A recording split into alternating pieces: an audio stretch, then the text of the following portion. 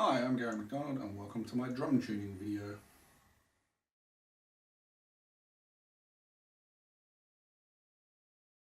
Okay, so let's start with the idea of why another drum tuning video? Why on earth do I feel the need to add to the hundreds of thousands of other drum tuning videos that there are out there on YouTube or whatever video service you decide you want to watch? The reason why is because I've found that a lot of drummers who do videos on drum tuning or write books or whatever on drum tuning, although they get a good sound, they don't actually explain it very well. There's some things that they gloss over that I think are really important. So hopefully I'll be able to address that. Now, one of the things that I found really frustrating about learning to tune drums was exactly that. The fact that people didn't explain in detail quite how they were going about getting the sound that they were getting. They would tell me to, put the drum head on and finger tighten the lugs and, try and tune the head to get it balanced in and all that sort of stuff. But they wouldn't tell me what I was tuning to. And they would say, oh, well, that's up to you. So hopefully this video will go a bit more into depth about what your options are, what you can do, and at the very least you could use this as a basis for which to start tuning experiments for yourself, so as you can find what works for you. So I do need to start with the typical disclaimer that there is no set way to tune drums and that everybody does it differently, and that some people might disagree with my methods and things like that. That's just a given. Okay, music is all about opinion and everybody does it differently. So hopefully this will give you some ideas though.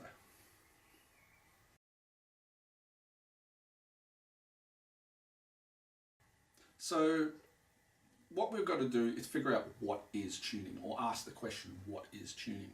And to get a good idea, the best thing to do is to step away from the drum kit. Let's talk about guitars, pianos, woodwind instruments, timpani, other things other than just a drum kit. So if we think about a guitar, what is a guitarist really doing when they tune? Well, they're tightening or loosening the strings on their instrument so as the strings resonate at the pitches that they want or the frequencies that they want. Now here's something that you probably need to have a think about, is scientists and sound engineers tend to use the words frequencies. Musicians tend to use the words notes. Now notes and frequencies are a bit different, even though I guess you could say they are the same thing, but they're not. Notes are specific frequencies. For example, A is 440. And frequencies have a full spectrum from really low to really high, whereas notes on a piano are selective frequencies. So that's basically the difference. So when a guitarist tunes their guitar, they will tune to, say, hypothetically, if they're tuning to a standard tuning, the notes E, A, D, G, B, and E. That's what they tune their strings to. That is kind of standard guitar tuning. Now, some guitarists will choose different notes. They might choose an E flat tuning or a drop D tuning if they're into things like heavy metal or things like that. So everybody, depending on what style of music they're into, uses a slightly different tuning method. If we think about woodwind instruments, they'll often lengthen or shorten the length of their instrument, so the piping basically, to make it resonate at the pitch that they want. Brass instruments do the same. If we think about timpani, again, they're actually tuning to specific notes. It's a single-headed drum, and they've got a pedal that they push down and lift up to stretch the drum skin and make it tighter or looser. A piano has lots and lots and lots of strings in it, and tuning it is a specialty skill. You lift the lid on the piano and the piano tuner will bring a special wrench or a ratchet type instrument and tighten and loosen the strings and make the strings make the pitch that they need to make. Harp is sort of similar. Okay, they've got a lot of strings that they have to tighten and loosen. So it's about making the string or the resonating part of the instrument, in our case, our drum skins, to resonate at the frequency or pitches that we want.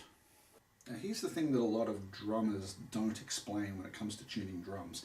When you put a drum skin on a drum and you start doing it up, it's going to resonate at a frequency. Whether you like it or not, whether you know it or not, or whether you care or not, it doesn't matter. It's going to resonate at a frequency of some sort. So some people just put the head on and they just start tightening things up and they just sort of listen to the drum and they go, yeah, that makes the sound that I like. In that case, they've actually got the sound in their head. They know what they like the sound of. They might not necessarily know what the pitch is in relationship to a piano. They may not have done any analysis to even care. It may actually fall in the gaps, so it might not be a C or it might not be a C sharp. It might fall microtonically in the gaps, as they call it. So, but it will fall somewhere on the spectrum. And I think that as a drummer, your job is to understand what the frequency is. That's what tuning is having that understanding of what the frequency is. So the method that I'm going to explain allows you to get up close and personal with what your drum head is actually doing. So here we go. Okay, the method I use is a modification of how some people choose to tune timpani. So a timpanist has to be able to tune their timpani to very, very specific notes. So D, E, F, G sharp, for example.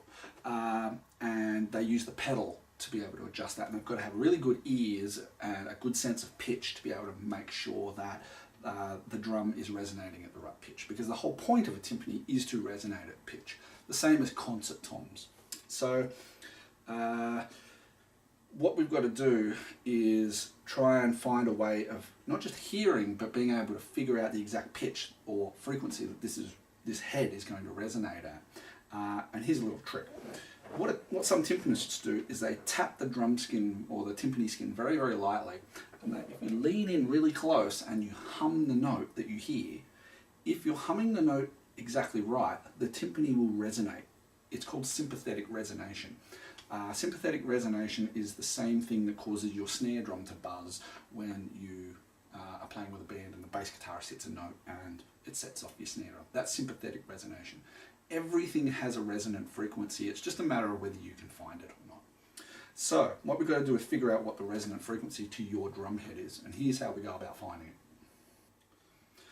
If you notice my 10-inch tom here, just so you know, it is a Pearl MCX Masters 10-inch tom. In black sparkle fade, if you're really that interested. It's got die-cast hoops on it.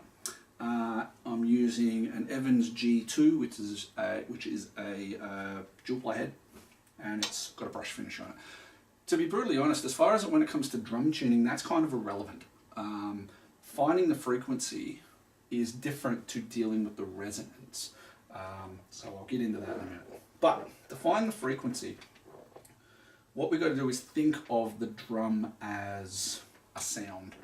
So, or we've got to think of the drum sound. So I want you to think of the word doom, as in D-O-O-M, doom. The D is the attack point, where the stick or the mallet hits the drum, and the oom is the resonance that rings out. So you think of it as doom. Now, a lot of people don't understand the resonance concept.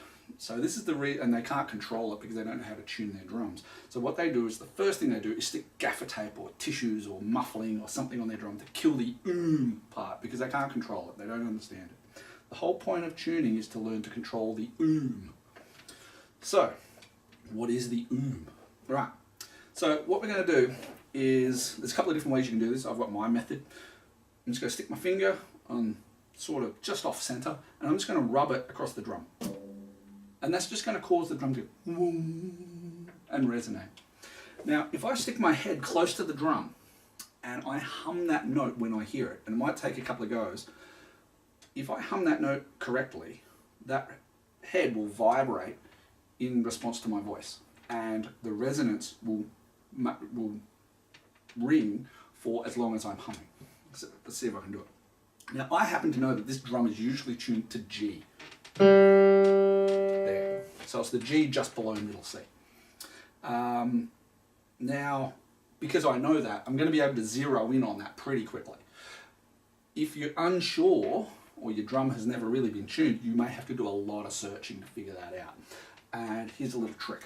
You can use a guitar tuner and use the microphone on the guitar tuner to pick up your voice, and it'll tell you what pitch it is and whether it's slightly sharp or slightly flat. So I'll do that and we'll see what happens. So you don't need to be a singer to do this, although being a singer or a trained singer who's got a good sense of pitch is really good for this. So let's see how we go.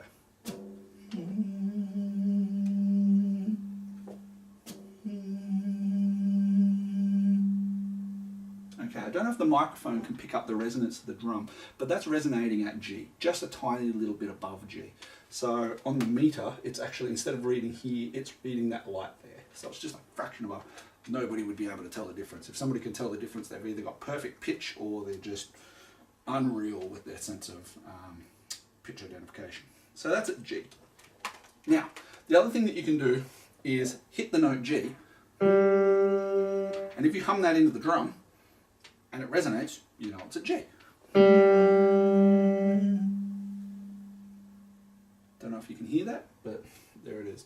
Now, if I pick G sharp, which is a semitone higher, it won't resonate as much because the sympathetic resonation doesn't line up. G sharp doesn't quite line up with G.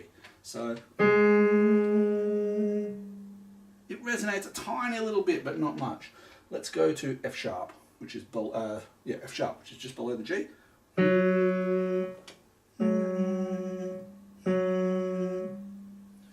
I can actually hear that it's resonating a little bit higher.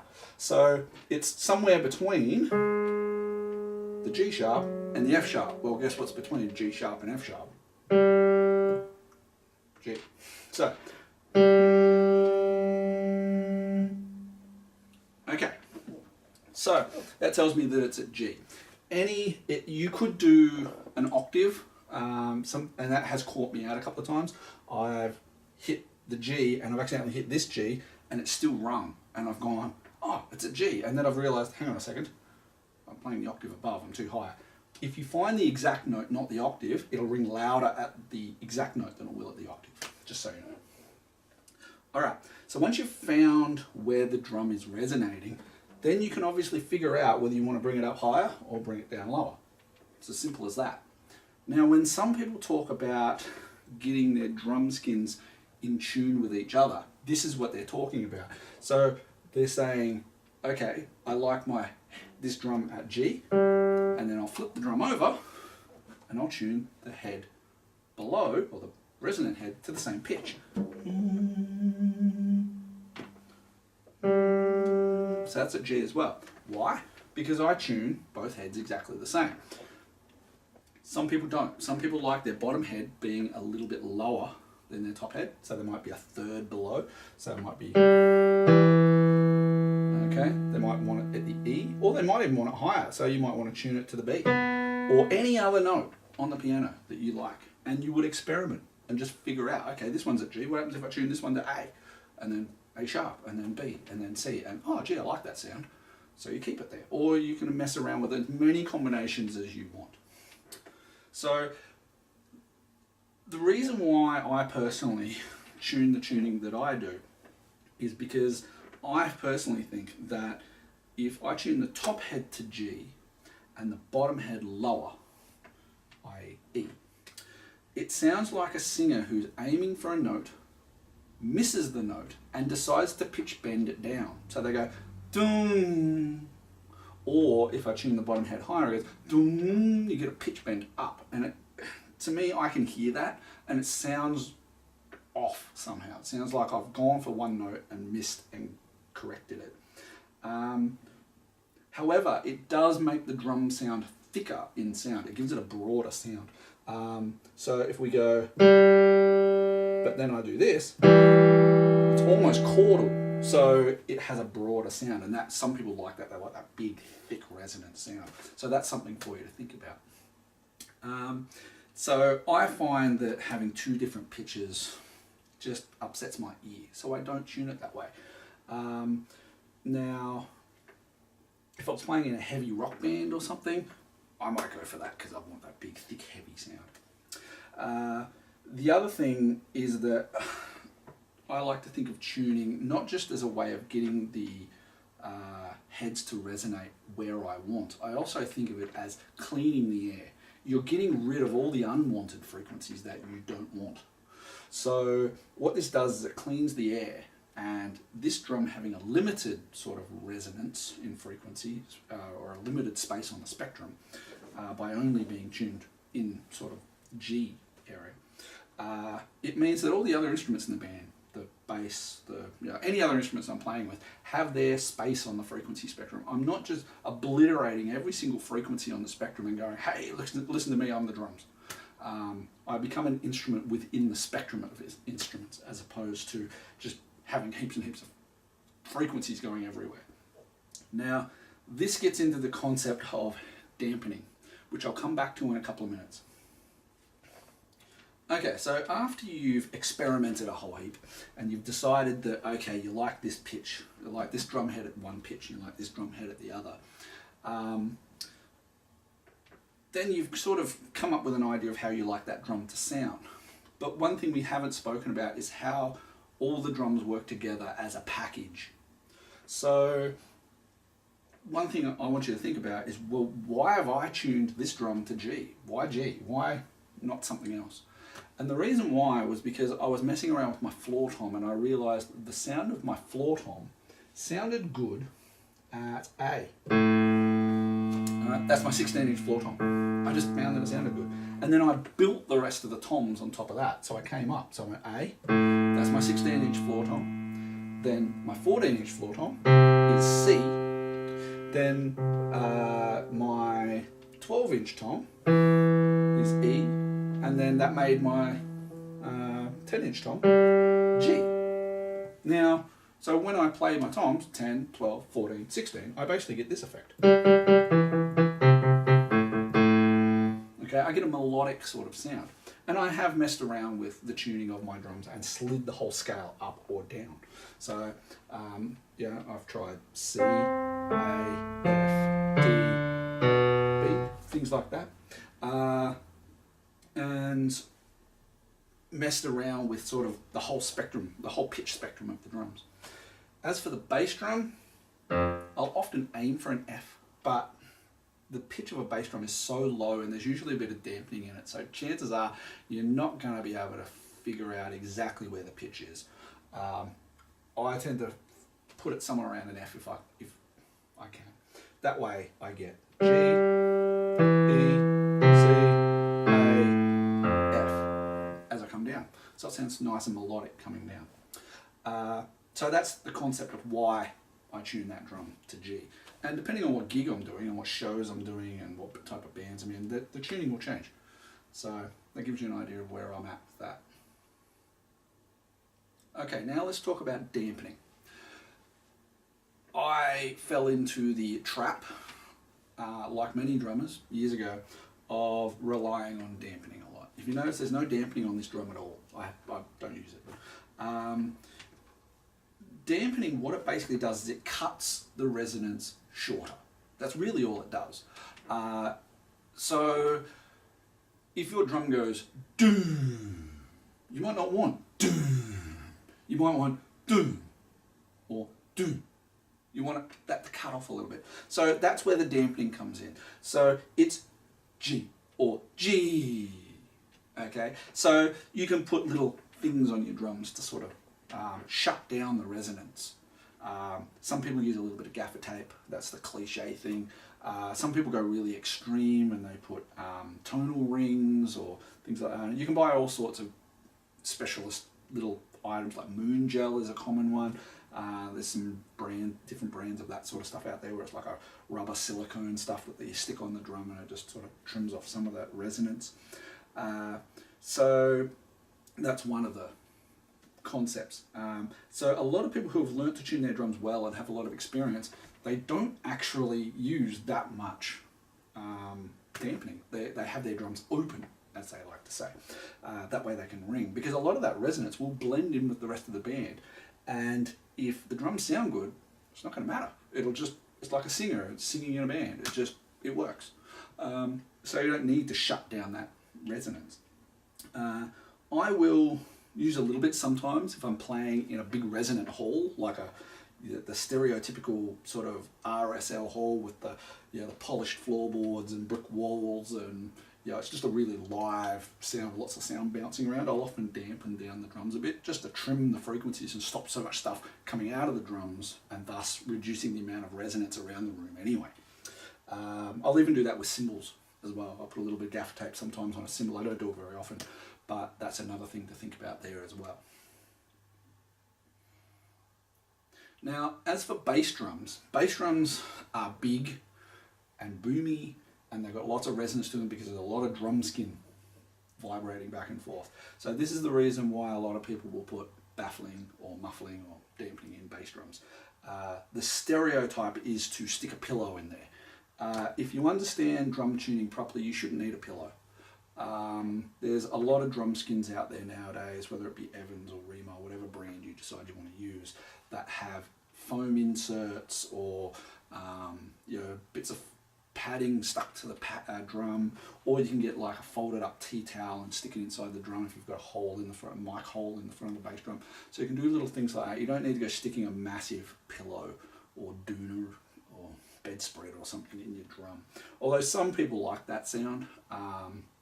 If you're doing it because you just don't like, you don't understand the tuning of a drum or how to do it, then you're not doing it for the right reasons. You should be doing it because you like the sound, not because you just don't understand how to tune drums.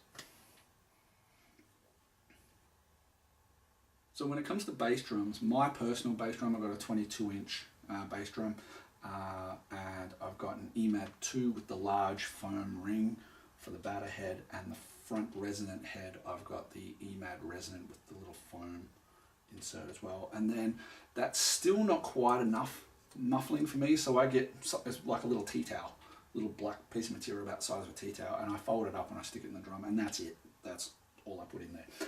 Some people don't put any muffling in their bass drums at all, and use very thin heads, and other people, as I said, stick doonas and stuff in there. So again, it's personal taste.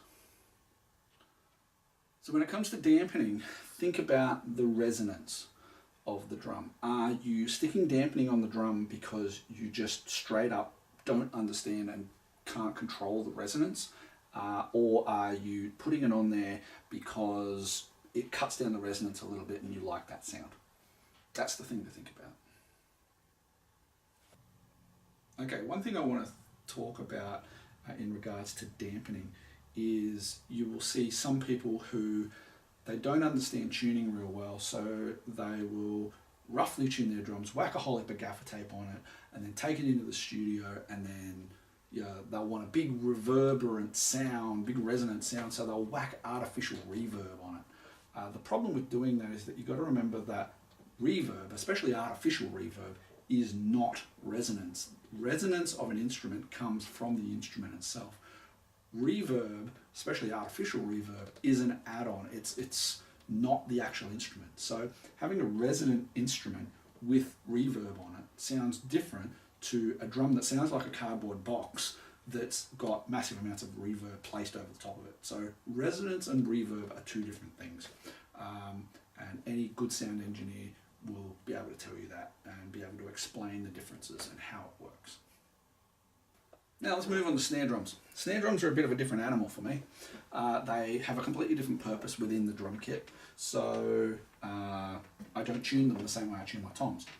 And most people don't. They usually tune their toms and bass drums differently to their snare. The way I tune the top head is the same way as I tune a tom, and I tune my snare drum head to middle C. So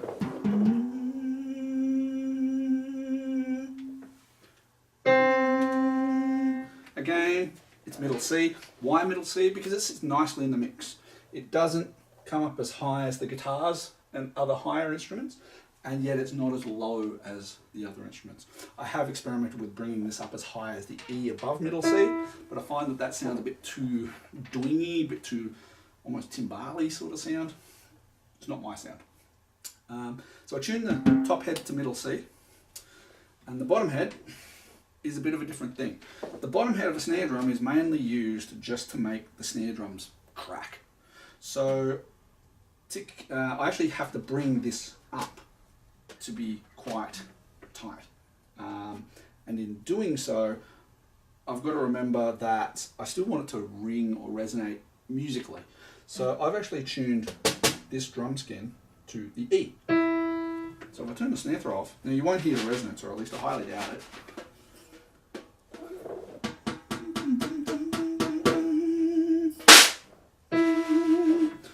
Okay, now if you notice, if I do this, I don't know if you can hear the snare wires buzzing there. It's because it's the resonant frequency. Now if I go up a higher pitch, it resonates, but not as much. If I come down lower, a little bit, but there it's actually louder. I don't know if the mic can pick that up, but that's one of the benefits of tuning your drum, is that again you limit where it will buzz and how it will buzz. So if you've got a bass guitarist who's constantly throwing off your snare drum, and you've heard the advice, just tune your drum a bit differently. It's like, well, how do I tune it differently? Pick different pitches. Find out what note that bass guitarist or that guitarist is hitting that's setting off your snare drum, and hopefully that'll correct that, because you'll be able to adjust the frequency that it rings at. Now, as I said, snare drums are a slightly different animal when it comes to what they're used for, and this is where my choice of dampening comes in. Some people like a really broad, open snare drum sound that rings a lot, but I don't. So I use a tonal ring and I stick that on there, and I just put it down with a tiny bit of gaffer tape. Now, some people say that I shouldn't, but I like this. I like the snare drum to get out of the way, because there's more to the band than me. I don't want my snare drum ringing over the top of the guitars and the bass and the singer and all that sort of stuff. So I want the snare drum to get in, do its job, and get out of the way.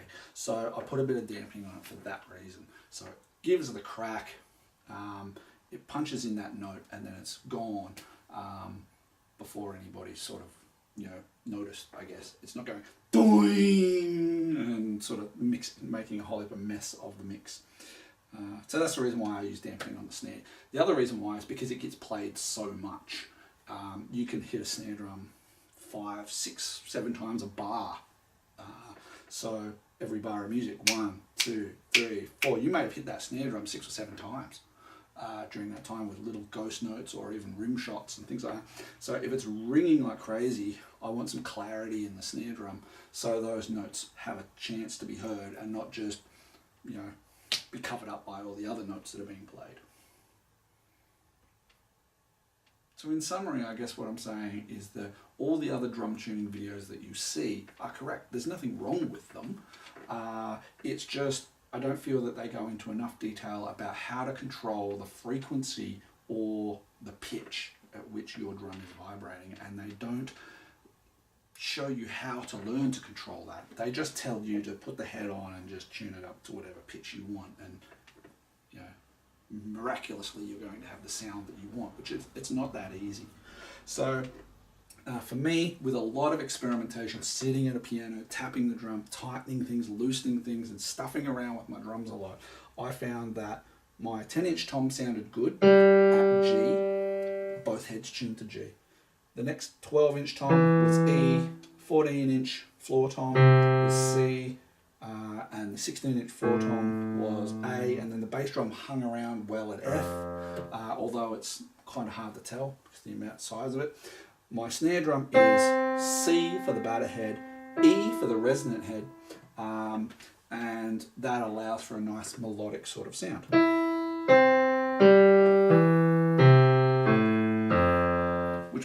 tunes well. It trims the frequencies of the drums and lets the other instruments come through the mix. And my little bit of snare drum muffling allows my snare drum to get in, do its job, and get out and not clutter up the mix. Now, like with all aspects of music, all the things I've spoken about here take time to practice. I've shown this to a lot of people and they've gone home and they've practiced it and messed around with it. They've come back and just gone, I don't get it, you're not, I can't hear the pitch of the drum. And it does take practice. It's like learning to sing on pitch or play guitar well or you play drums well. It takes a while for you to be able to hear it. And again, you've got to tap on the drum, listen closely, try and hum that pitch. But again, don't listen for the attack, listen for the resonance.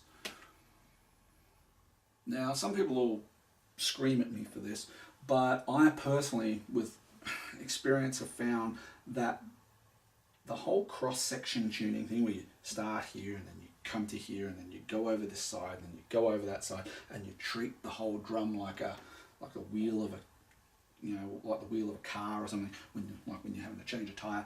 I just think that is so overdone. I used to do that, but I used to always get confused because I was like, okay, I've done that one, and then where do I go? And then I go here, and then which ones have I done? And I couldn't remember where I was, and then I just realized that the whole point is to make sure that whatever you do to this one, you do to that one, and that all the lugs are done up the same.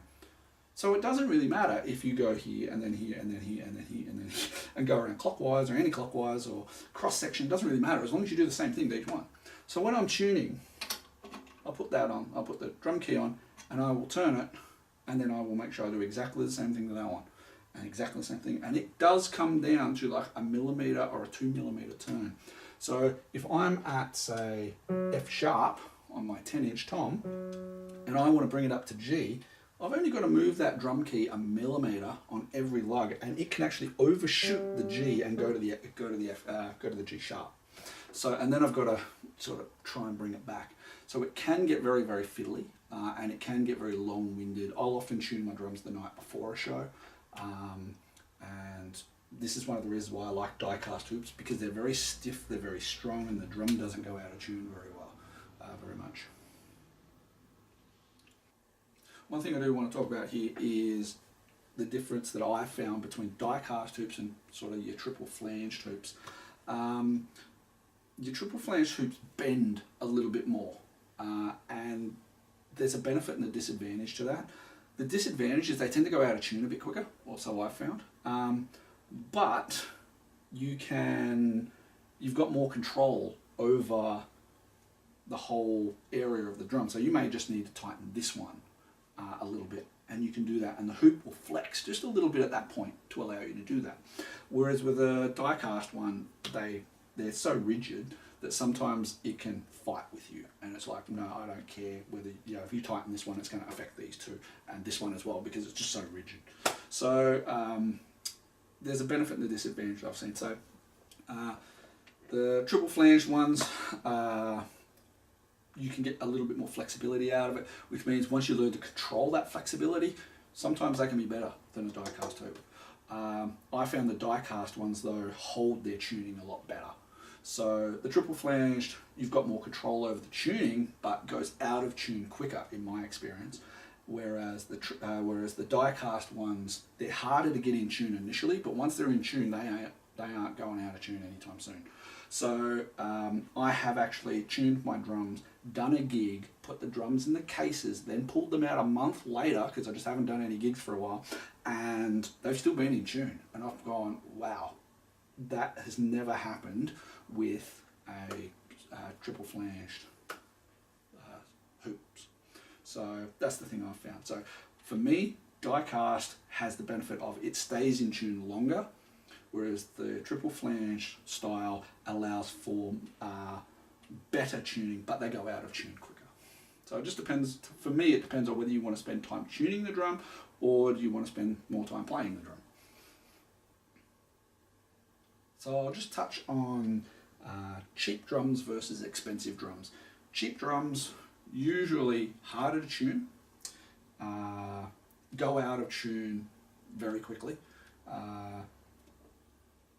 Whereas the expensive drums, I'm not going to say they're easier to tune, because sometimes they can be harder, but they hold their tuning and they do sound a lot better.